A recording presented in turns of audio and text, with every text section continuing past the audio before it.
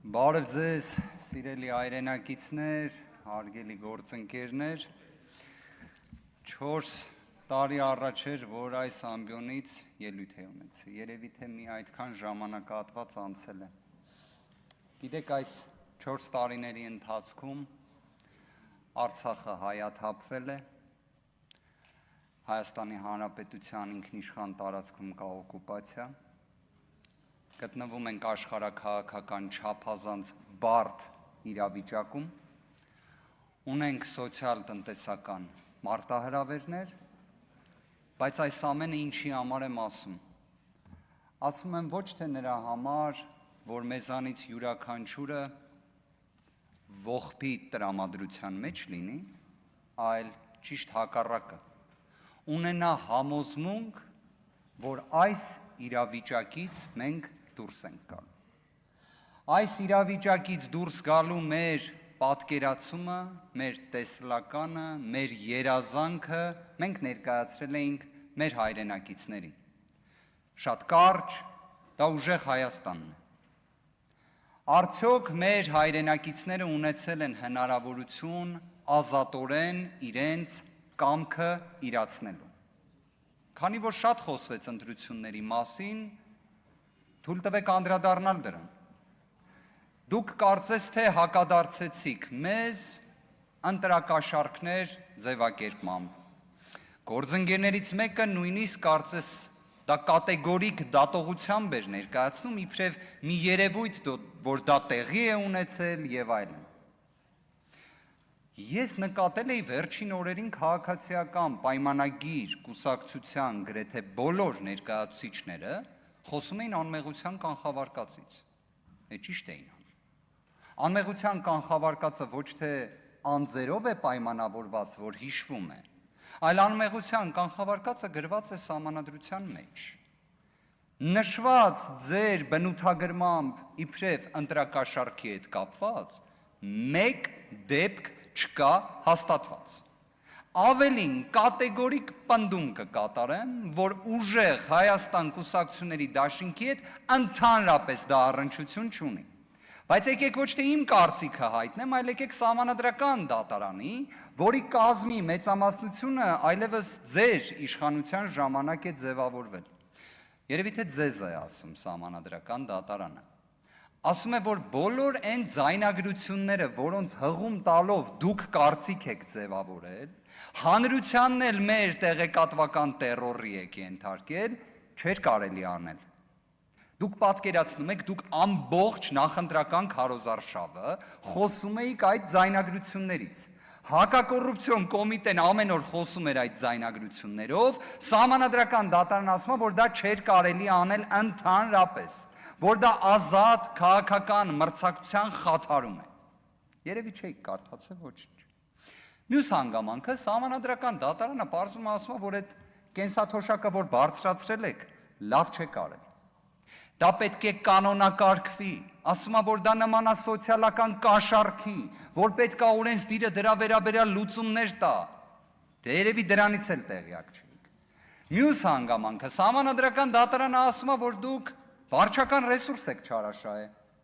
ատելության խոսք եք տարածել։ Ուղղակի այս ամբողջը արձանագրելով,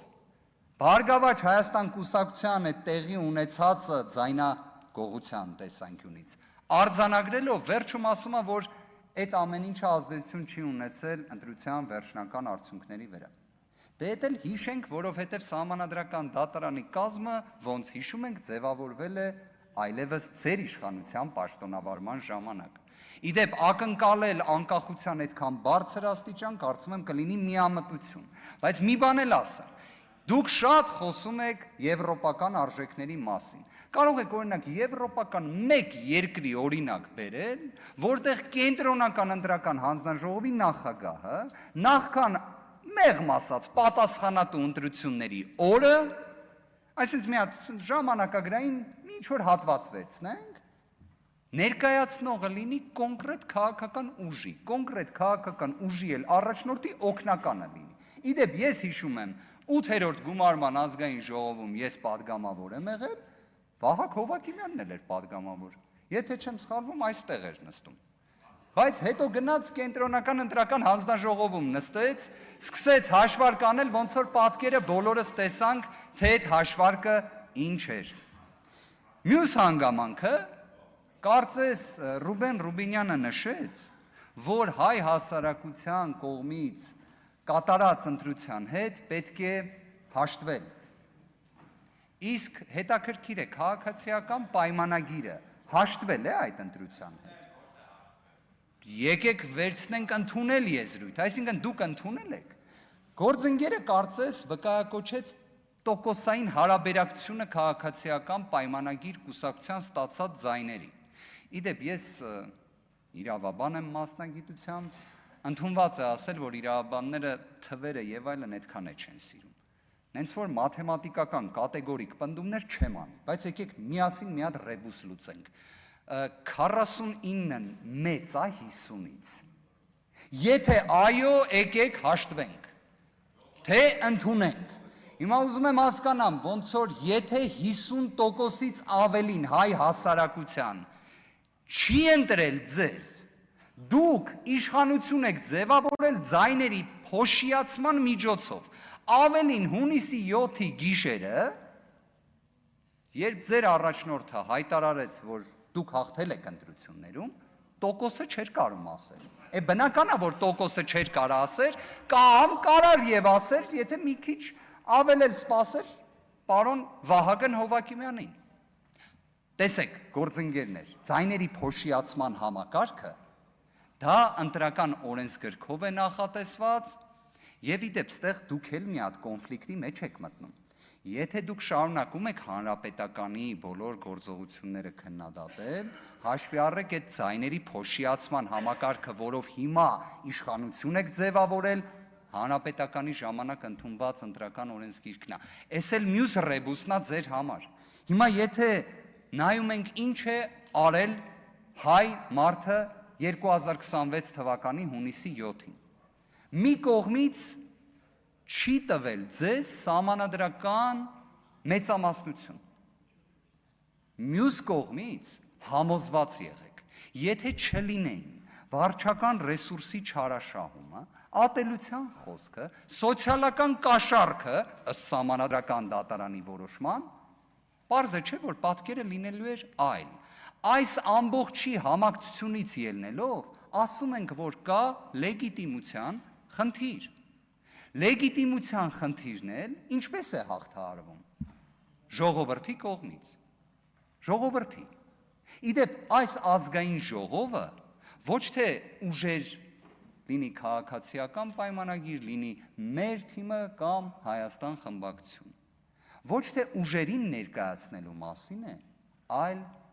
հայ ժողովրդին ներկայացնելու մասին է։ Հայ ժողովրդին։ Այն, որ այս ամբիոնը պետք է ծառայի հայ մարդու շահերի սպասարկմանը, պաշտպանությանը, հենց դրա համար էլ ասում ենք նաև մեր կողմից ներկայացված ծրագրերի իրականացմանը եւ հետեւողականորեն Հայաստանում լեգիտիմության դեֆիցիտի հաղթահարմանը, դրա համար ենք այդ պնդումը կատարում։ Իսկ մեր սիրելի հայրենակիցներին մի քանի հանգամանք նշեմ։ Ժողովուրդ ջան, ձեր տրամադրությունը տեղը, ձեր վճռականությունը թող լինի տեղը եւ համոզմունքը առայն, որ մենք ուժեղ Հայաստան ունենալու ենք, մեկ վայրկյան չկասկածեք։ Աստված պահապան։